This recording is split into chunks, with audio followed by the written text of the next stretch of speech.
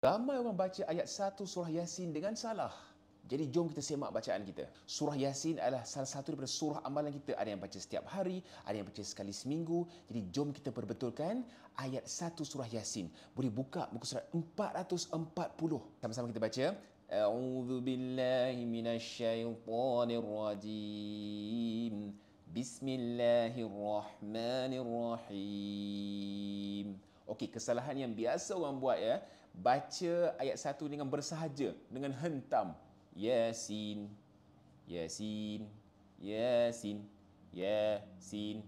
Tak boleh begitu. Nak baca ayat 1 ni kena berpandukan hukum tajwidnya. Follow saya baca. Yasin. Kena panjang dengan cara yang betul. Okey, jom saya kupas secara ringkas. Bila kita menyebut huruf ya, kita baca ya, kita baca dengan panjang 2 harakat. Sin, kita baca dengan panjang 6 harakat. Jadi bacanya macam mana? Yasin.